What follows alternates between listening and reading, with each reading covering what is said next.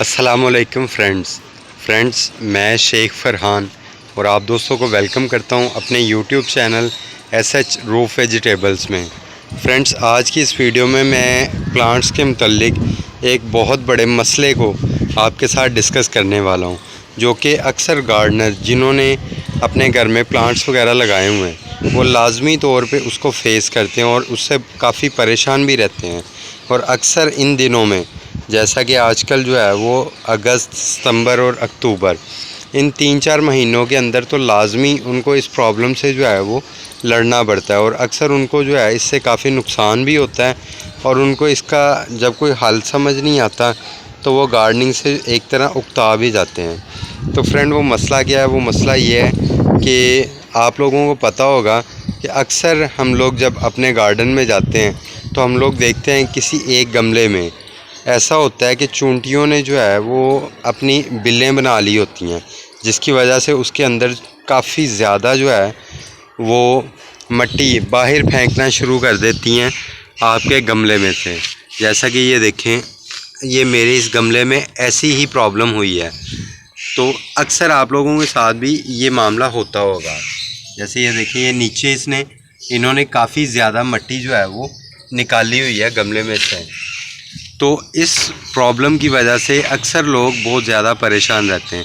इसका नुकसान ये होता है कि ये मिट्टी जो सुराख करती हैं, इस सुराख के ज़रिए पानी जब हम इस गमले में डालते हैं तो पूरे का पूरा पानी फौरी तौर पे बाहर ड्रेन हो जाता है और नतीजे के तौर पे जो है वो पौधे को पानी नहीं मिल पाता। हम लोग अपनी तरफ से पानी देते हैं और लेकिन वो फौरी तौर पे ऊपर की सरफेस को गीला करता है और पूरे का पूरा पानी जो है वो बाहर ड्रेन हो जाता है।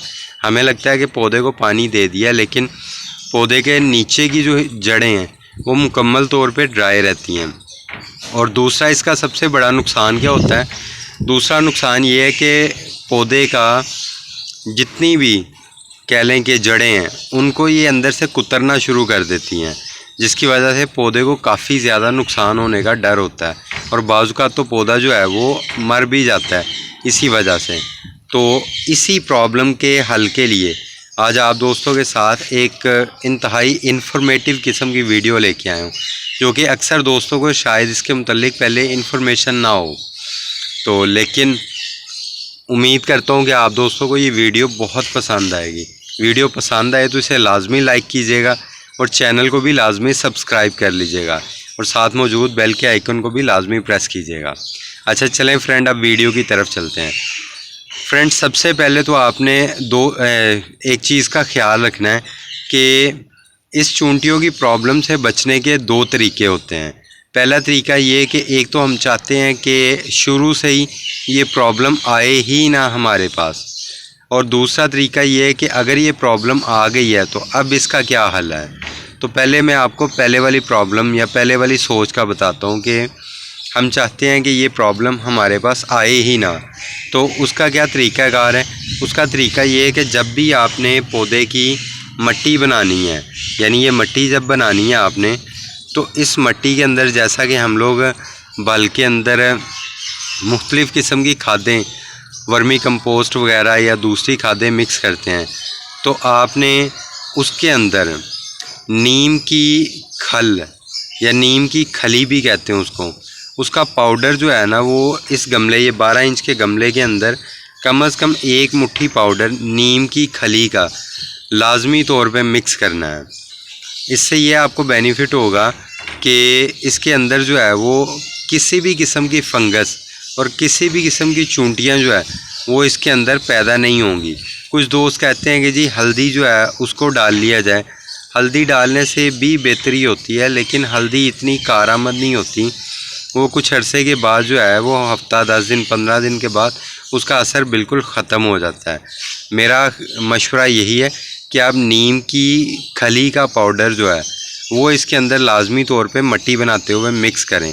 अगर आपके पास वो नहीं है तो नीम के पत्ते कहीं से ले लें, उन्हें अच्छी तरह ड्राई करें।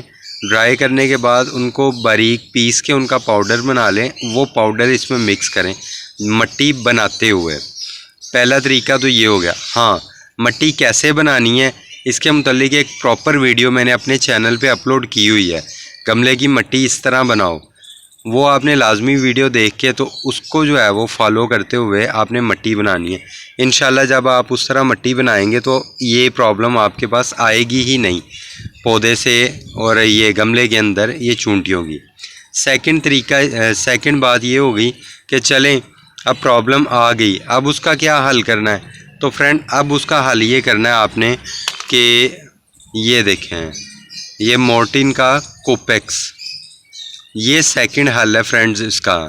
आपने जैसे ही आपके पास किसी भी गमले के अंदर ये प्रॉब्लम आ रही है तो आपने ये मोर्टीन का कोपेक्स ले आना।